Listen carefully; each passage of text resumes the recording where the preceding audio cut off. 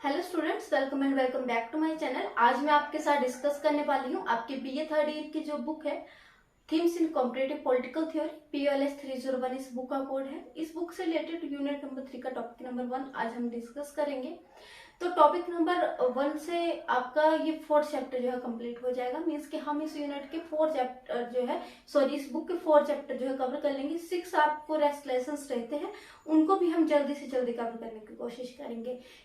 तो वीडियो को शुरू करते हैं। तो आज का आपका टॉपिक है कौटिल्यस व्यूज अबाउट स्टेट। तो शुरू करते हैं। सबसे पहले जीवन परिचय में हम कौटिल्य के बारे में बताएंगे कि कौटिल्य थे कौन। तो कौटिल्य के जीवन से संबंधित, उनके जन्म से संबंधित वैसे तो कई विचारधाराएं दी गई हैं, परंतु जो सबसे प्रचलित विचारधारा है वो ये है कि उनका जन्म जो है वो 400 ईसा पूर्व जो है वो 400 ईसा पूर्व जो है तक्षशिला में एक गरीब ब्राह्मण परिवार के घर में हुआ था। उनके पिता का नाम जो था वो था चरक या शिवगुप्त था। कौटिल्य का जो रंग था वो काला था और वो दिखने में थोड़े व्यवहार दिखते थे। मीन्स की थोड़े उनका जो चित्रण था या उनका जो भी रूप था वो थोड़ा व्यभित करने वाला था, किंतु तेजपूर्ण था। बोला जाता है कि कौटिल्य ने विश्व प्रसिद्ध नालंदा विश्वविद्यालय से अपनी शिक्षा प्राप्त की थी। एक प्रकरण विद्वान होने के साथ साथ वो एक महान राजनीतिज्ञ भी थे। नंद वंश के विनाश में और मगध वंश की स्थापना में कौटिल्य का सबसे महत्वपूर्ण योगदान है। आप सभी को पता होगा कि उन्होंने धनानंद की अंत करके नंद वंश के जो अंतिम शासक थे मगध साम्राज्य की स्थापना की थी पाटलिपुत्र में। अब हम उनकी जो काफी महान रचित उनकी पुस्तक है अर्थशास्त्र, उसके बारे में पढ़ेंगे। तो सबसे पहले जान लेते हैं कि अर्थशास्त्र क्या है। तो अर्थशास्त्र कौटिल्य के संपूर्ण जीवन का सार है। कौटिल्य ने अपने जीवन में जो कुछ भी देखा, जो कुछ भी उन्होंने ग्रहण किया, जो कुछ भी उन्होंने सीखा, वो सब कुछ अर्थशास्त्र में लिखा। अर्थशास्त्र के नाम से अर्थशास्त्र संस्कृत भाषा में रचित एक ग्रंथ है। संस्कृत भाषा में उन्होंने ये ग्रंथ लिखा था। उन्होंने अपने ज्ञान को अनुभवों तथा शास्त्रों के अध्ययन के पश्चात अपने विचारों का सार जो है वो अर्थशास्त्र में लिख दिया। इसमें राज्य व्यवस्था, कृषि, न्याय एवं राजनीतिक आदि की विभिन्न पहलुओं पर उन्होंने प्रकाश डाला। इस पुस्तक में जो है, इस ग्रंथ में 15 अधिकरण है, 180 प्रकरण है, 150 अध्याय है और 6000 श्लोक है। तो आपको 2 मार्क्स के लिए वाला क्वेश्चन पूछा जा सकता है कि कौटिल्य के अर्थशास्त्र में दिए गए 15 अधिकरणों के बारे में बताइए, क्योंकि ये आपको बुक में प्रोवाइड किए गए हैं। इसलिए आप इसका स्क्रीनशॉट या आपको बुक का जो भी PDF आप लोगे वहां पर आपको इजीली मिल जाएंगे। तो ऊपर से मैं बता देती हूँ। पहले अधिकरण में उन्होंने राजा के बारे में बताया था तथा अमात्य की नियुक्तियों के बारे में बताया था। दूसरे अधिकरण में उन्होंने दुर्गों के बारे में बताया था, वित्त की व्यवस्था के बारे में बताया था। तीसरे अधिकरण में उन्होंने विवाह तथा उत्तराधिकार से संबंधित उन्होंने व्याख्या की थी।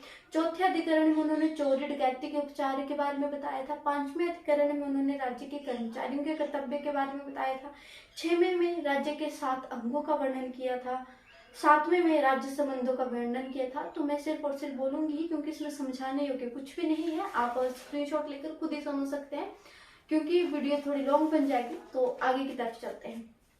काफी इंपॉर्टेंट टॉपिक, पेपर में बार बार पूछे जाने वाला टॉपिक, और आपने कभी ना कभी हिस्ट्री में भी ये टॉपिक आपने पढ़ा होगा, और आज आप पॉलिटिकल की थर्ड ईयर की पुस्तक में इस विषय को फिर से अध्ययन कर रहे हैं। तो आज का आपका टॉपिक है कौटिल्य के 7 सप्तांग सिद्धांत। ये सबसे इंपॉर्टेंट टॉपिक है।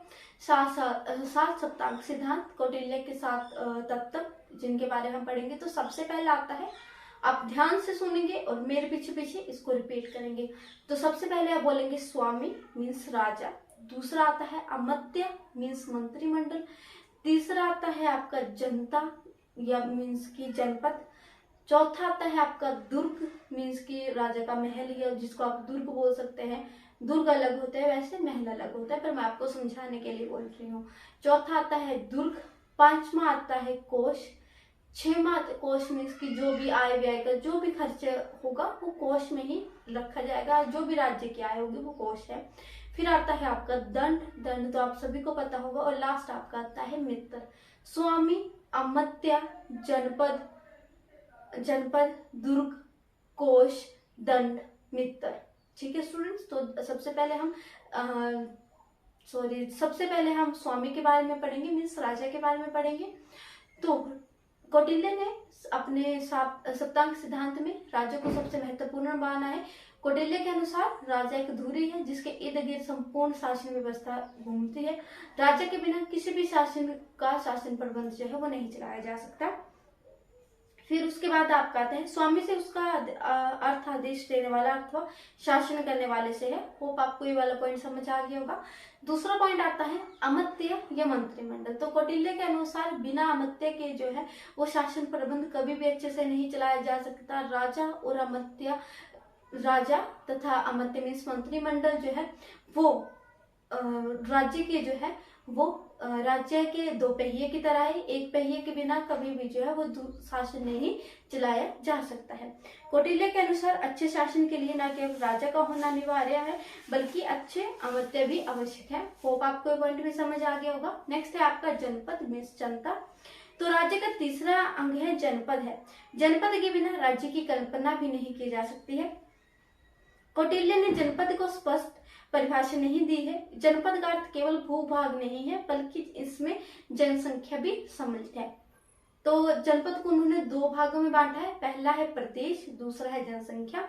तो प्रदेश के बारे में वो कहते हैं कि अच्छे जनपद के लिए भूमि उपजाऊ होनी चाहिए, मीन्स की जो भी प्रदेश है वो उपजाऊ होने चाहिए ताकि कृषि की जा सके, कम परिश्रम में अधिक उत्पादन संभव हो सके। फिर आता है आपका जनसंख्या। जनसंख्या कौटिल्य के मतानुसार जनसंख्या के बिना राज्य की जो है वो कल्पना भी नहीं की जा सकती। जनता की उद्यमी होना चाहिए ताकि राज्य का विकास हो सके। तो उन्होंने ये दो महत्वपूर्ण चीजें बताई हैं। एक है आपकी जनता और दूसरा है प्रदेश जो आते हैं आपके जनपद के अंदर। उसके बाद हम पढ़ेंगे आपका जो नेक्स्ट है वो है आपका दुर्ग। तो उन्होंने 4 दुर्गों के बारे में भी बताए हैं। तो कौटिल्य ने राज्य की रक्षा के लिए दुर्गों को काफी महत्व दिया है। कौटिल्य के अनुसार दुर्ग जो है वो राज्य की रक्षा में काफी महत्वपूर्ण भूमिका अदा करते हैं क्योंकि जब भी दूसरी सेना जो है वो राज्य पर हमला करेगी तो सबसे पहले वो दुर्ग पर ही हमला करते हैं। तो मजबूत किला बोला गया है कि राज्य की रक्षा के लिए मजबूत किला होना चाहिए जिन्हें युद्ध आदि के समय रक्षा के लिए प्रयोग किया जा सके। उन्होंने 4 प्रकार के दुर्गों का वर्णन किया है। सबसे पहले आपके आते हैं ओदक दुर्ग। ओदक दुर्ग वो दुर्ग होते हैं जो चारों ओर से जो है वो जल से घिरे होते हैं। फिर आते हैं पर्वत दुर्ग जो बड़ी बड़ी चट्टानों अथवा पर्वत की गुफाओं से जो है वो घिरे होते हैं। उसके बाद आते हैं आपके धानवत दुर्ग जो निर्जन वस्तुओं में बनाए जाते हैं। और लास्ट में आते हैं वन दुर्ग जो वन में कांटेदार झाड़ियों या दलदल से जो है वो बीच निर्मित किए जाते हैं। तो 4 प्रकार के उन्होंने दुर्गों के बारे में बताया। सबसे पहले उनका दुर्ग था ओदक दुर्ग, दूसरा था पर्वत दुर्ग, तीसरा आता है धनवत दुर्ग और लास्ट आता है इनका वन दुर्ग। नेक्स्ट आता है आपका कोष। जिस प्रकार व्यक्ति को धन की आवश्यकता होती है उसी प्रकार जो है राज्य के राजकीय कार्यों के लिए धन की आवश्यकता होती है। अतः कोष का राज्य का महत्वपूर्ण अंग आधार है। राजा का परम कर्तव्य है कि कोष की वृद्धि करना है। मीन्स के बोला गया है कि राजा का परम कर्तव्य है कि वो कोष की वृद्धि करे ताकि राज्य दिन दुगनी राज्यों के जो है उन्नति कर सके। और कोष का भरा होना काफी ज्यादा जरूरी है क्योंकि युद्ध की स्थिति कभी भी राज्य में बन सकती है। फिर आता है दंड व्यवस्था। कौटिल्य ने दंड व्यवस्था को राज्य का महत्वपूर्ण अंग माना है। दंड से कौटिल्य का अभिप्राय दंड या राजा मात्र से नहीं है। उसका अभिप्राय राज्य की उस संपूर्ण व्यवस्था से है जो सामाजिक जीवन की मूलाधार होती है तथा जिसे नष्ट करने वालों को दंड की व्यवस्था करके रोका जा सकता है। तो कौटिल्य का मानना यह है कि दंड इसलिए महत्वपूर्ण है अगर कोई व्यक्ति जो है वो राज्य की व्यवस्था में खनन उत्पन्न करता है, व्यक्तियों के जीवन के मूल आधार को उससे छेड़छाड़ करता है तो उस व्यक्ति को दंड देना काफी ज्यादा आवश्यक है ताकि राज्य में शांति बनी रहे। लास्ट आता है मित्र। तो कौटिल्य के अनुसार राजा का एक मित्र होना काफी ज्यादा जरूरी है जो समय पर राज्य की सहायता करे। कौटिल्य के अनुसार मित्र वंश परंपरागत विश्वासी स्थायी व हितैषी होना चाहिए। जो राजा को अपने समझौते तथा जो युद्ध वो शांति के समय राजा वो राज्य के जो है सहायक सिद्ध हो। उसके बाद आता है आपका राज्य के कार्य कि राज्य के क्या क्या कार्य जो है वो कौटिल्य के अनुसार बताए गए हैं। समटाइम जो है वो आपको डिफ्रेंशिएशन करने नहीं आती है राज्य के कार्य में तो और राजा के कार्य में। तो इस चीज को आप ध्यान से इस वीडियो में देख लेंगे ताकि आपको जो है वो प्रॉब्लम क्रिएट ना हो। सबसे पहले आते हैं राज्य के कार्य। तो बाहरी आक्रमण से सुरक्षा करना, शांति व व्यवस्था बनाए रखना, प्रजा की रक्षा करना, कृषि, पशुधन की रक्षा एवं वृद्धि, व्यापार, वन्य खाने, राज्य का विस्तार, शिक्षा, सामाजिक सांस्कृतिक और परोपकारी कार्य। तो ये सभी कार्य हैं राज्य के। ये वाला टॉपिक आपका खत्म हो जाता है राज्य के तत्व और राज्य के कार्य। अब हम डिस्कस करेंगे राज्य के बारे में। तो राज्य के कार्य और स्थितियों के बारे में भी कौटिल्य ने काफी महत्वपूर्ण बातें बताई हैं। कौटिल्य ने राज्य के 7 अंगों में राज्य को सबसे ऊपर रखा है, क्योंकि राज्य कौटिल्य के अनुसार राज्य के बिना जो है वो शासन व्यवस्था नहीं चलाई जा सकती है।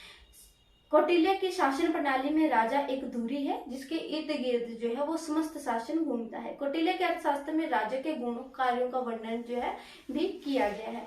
तो कौटिल्य के राज्य के बारे में हम अब जान लेते हैं कि कौटिल्य ने राज्य के बारे में क्या क्या बताया है, कि कौटिल्य के अनुसार राज्य कैसा होना चाहिए। सबसे पहले उसने राज्य की योग्यता गुणों के बारे में बताया है। उसके बाद उसने राज्य की शिक्षा, राज्य की दिनचर्या और वंशानुगत राजतंत्र के बारे में बताया है। तो सबसे पहले हम जान लेते हैं राज्य की योग्यता गुण। तो कौटिल्य के अनुसार जो है वो राज्य को एक आदर्श व्यक्ति होना चाहिए, उसमें वो सभी गुण होने चाहिए जो जनता को उसकी ओर जो है वो आकर्षित करे। राज्य को काम, क्रोध, लोभ, मोह तथा चुगलखोरों आदि से सदा दूर रहना चाहिए। तो आसान से शब्द में अगर मैं कहूँ तो कौटिल्य का कहने का यह मतलब है कि राज्य में वो सभी गुण होने चाहिए जो जनता को उसकी ओर आकर्षित करे और जनता उसको अपना एक नेता के रूप में माने जो उनकी भलाई कर सकता हो। उसके बाद आता है राज्य की शिक्षा। तो कौटिल्य के अनुसार राज्य को शिक्षित होना चाहिए, मीन्स की वो पढ़ा लिखा होना चाहिए। अगर जो है राजा अनपढ़ होगा तो कौटिल्य के अनुसार जो है जिस प्रकार घुन लगी हुई लकड़ी शीघ्र नष्ट हो जाती है, उसी प्रकार अनपढ़ राजा जो है वो जल्दी ही राजकुल को जो है वो नष्ट करने में सहायक सिद्ध होता है। या अगर मैं एग्जैक्ट वर्ड बोलूं तो उन्होंने कहा है जिस प्रकार घुन लगी हुई लकड़ी शीघ्र नष्ट हो जाती है, उसी प्रकार जिस राजकुल में राजकुमार शिक्षित नहीं होता वो राजकुल जो है वो बिना किसी युद्ध के जो है वो समय समाप्त हो जाता है। उसके बाद आते हैं कौटिल्य के अनुसार राज्य की दिनचर्या। तो राज्य की दिनचर्या को कौटिल्य ने 8 भागों में बांटा है, दिनों रात को 8 भागों में बांटा है, जिसमें जो है उसने हर एक पहर को जो है वो 1.5 घंटे का रखा हुआ है। मीन्स 1.5 घंटे के बाद उसने हर एक पहर को बांटा है। सबसे पहला पहर आता है, उसमें आय व व्यय के निरीक्षण करेगा राजा सुबह ही। दूसरे भाग में वो ग्रामवासी या नगरवासियों के कार्यों को देखेगा। उसके बाद स्नान करेगा, भोजन करेगा, स्वाध्याय करेगा। चौथे पहर में राज्य को वित्त का निरीक्षण करना होगा। 5वें पहर में मंत्री तथा गुप्तचरों से विचार विमर्श करना होगा। 6ठे पहर में आराम व मनोरंजन कर सकता है राजा। 7वें पहर में हाथी, घोड़ों और रथ का निरीक्षण करेगा और अंतिम पहर में सेनापति से युद्ध कला पर जो है वो बातचीत करेगा। तो ये थे कौटिल्य के अनुसार राज्य के 8 पहर। ये वाला क्वेश्चन जो है कौटिल्य के अनुसार राज्य कैसा है, ये वाला क्वेश्चन पेपर में पूछा जाता है और इसी के साथ पूछा जाता है कि क्या कौटिल्य का राज्य निरंकुश है, तो उसके बारे में भी हम पढ़ेंगे। फिर आता है आपका जो 4th और लास्ट पॉइंट था वंशानुगत राजतंत्र। तो कौटिल्य ने वंशानुगत राजतंत्र को काफी ज्यादा महत्व दिया है। उनके अनुसार जो राजसत्ता है राज परिवार में ही रहनी चाहिए। राजा की मृत्यु के बाद राजा के अमात्य गुण संपन्न राजपुत्र को ही गद्दी पर बिठाना चाहिए। कौटिल्य के अनुसार ये जरूरी नहीं है कि राजा के ज्येष्ठ पुत्र को ही गद्दी पर बैठाए। अगर वो नलायक है और वो कामचोर है तो जो भी राजकुमार जो है योग्य है उसको गद्दी पर जो है वो बिठाया जा सकता है। उसके बाद आता है राज्य की शक्तियां और कार्य। तो पहला है प्रजा का कल्याण करना, दूसरा है वर्णाश्रम धर्म की रक्षा करना, तीसरा है शांति व व्यवस्था बनाए रखना, चौथा है नियुक्ति संबंधी कार्य करना, 5वां है कानून निर्माण करना, 6वां है न्यायिक कार्य करना, दंड की व्यवस्था करना, वित्त संबंधी कार्य करना, आर्थिक कार्य करना, लास्ट आता है आपका युद्ध करना। तो ये सभी कार्य हैं राजा के। पहले हमने राज्य के कार्य पढ़े, फिर हमने राजा के कार्य पढ़े। अब हम पढ़ेंगे कि क्या कौटिल्य का जो राजा है वो निरंकुश है। कौटिल्य ने प्रजा के कल्याण के लिए राजा को असीमित अधिकार व शक्तियां प्रदान की है, इसलिए कुछ विद्वानों का मानना है कि कौटिल्य का राज्य जो है वो निरंकुश है। राज्य के सिद्धांतों का प्रतिपादन किया है, परंतु यह विचार सही नहीं है। मीन्स कौटिल्य का राजा जो है वो निरंकुश नहीं है। कौटिल्य का राजा निरंकुश नहीं बन सकता। अब क्यों नहीं बन सकता? क्योंकि अर्थशास्त्र में कौटिल्य ने अनेक ऐसी बातों का उल्लेख किया है जिसे स्पष्ट होता है कि राजा स्वेच्छाचारी या मीन्स कि राजा कोई भी कार्य जो है वो केवल अपनी इच्छा से या निरंकुश होकर नहीं कर सकता है। सबसे पहला कारण उन्होंने बताया है शिक्षा, दूसरा है प्रजा की सुख एवं राजा का सुख, तीसरा है कठोर दिनचर्या, चौथा है न्यायिक दंड, पांचवा है सत्य, न्याय और धर्म, छठवां पॉइंट आता है प्रजा के हाथ में विद्याधिकार, सातवां है स्थानीय संस्थाएं, आठवां पॉइंट आता है जनमत और नौवां पॉइंट आता है ब्राह्मण और पुरोहित और लास्ट आपका आता है प्रजा के हाथ में वित्तीयाधिकार, 10वां जो आपका पॉइंट है। तो ये सभी आप पॉइंट 2 लाइंस में मेरे ख्याल से इजिली एक्सप्लेन कर सकते हैं। आपने इतना रीड कर लिया है तो ये कुछ भी नहीं है। पॉइंट आपने 2 लाइंस में इजिली आप 10 पॉइंट है इजिली आप एक्सप्लेन कर सकते हैं, क्योंकि क्वेश्चन कभी भी सिंगल नहीं पूछा जाता है। फिर आता है लास्ट इसका टॉपिक मंत्री परिषद। कौटिल्य के अनुसार, अर्थशास्त्र के अनुसार मंत्री परिषद, तो कौटिल्य ने मंत्री परिषद का समर्थन किया है। कौटिल्य ने राज्य को 2 पहियों वाली गाड़ी बताया है, कौटिल्य ने राज्य को 2 पहियों वाली गाड़ी बताया है। इस गाड़ी में एक पहिया राजा है और दूसरा पहिया उसका मंत्रिमंडल है। जिस प्रकार एक पहिए की गाड़ी नहीं चल सकती है, उसी प्रकार राज्य का प्रशासन विधिवत मंत्री परिषद के बिना जो है वो नहीं चल सकता है। मंत्री परिषद का निर्माण, तो कौटिल्य के अनुसार मंत्री परिषद का निर्माण जो है वो उच्च अधिकारियों के द्वारा किया जाना चाहिए। उनको अनेक प्रकार के लोभ दिए जाने चाहिए। अगर वो उन लोभों में नहीं फंसते हैं तो उनको मंत्री परिषद पर जो है वो नियुक्त कर दिया जाना चाहिए। कौटिल्य का मत है कि उन्हें विभिन्न प्रकार के प्रलोभ देकर या देखा जाए कि वे प्रलोभों में आते हैं या नहीं, मीन्स कि उन्हें अनेक प्रकार के लालच दिए जाए। अगर वो लालच में नहीं आते हैं तो उनको मंत्री परिषद पर नियुक्त कर दिया जाए। मंत्री परिषद की योग्यता, तो मंत्री परिषद की योग्यता में उन्होंने भी यही कहा है सच्चे होने चाहिए, अच्छे होने चाहिए, गुणी होने चाहिए, उत्साही होने चाहिए, प्रभावशाली होने चाहिए, पवित्र होने चाहिए, दबंग होने चाहिए, प्रियदर्शी होने चाहिए, राज्य की हर आज्ञा का पालन करने वाले होने चाहिए। मंत्रिपरिषद की कार्यप्रणाली, अब कौटिल्य ने मंत्रिपरिषद की कार्यप्रणाली के बारे में भी बताया है। तो उनका कहना है कि मंत्रिपरिषद का एक अध्यक्ष होता है। मंत्रिपरिषद की बैठकों की अध्यक्षता वही करता है, परंतु समय आने पर राजा भी मंत्रिपरिषद की बैठकों की अध्यक्षता कर सकता है। बैठकों का निर्णय बहुमत से, कौटिल्य का अनुसार बैठकों में जो भी निर्णय हो वो सभी बहुमत से होने चाहिए।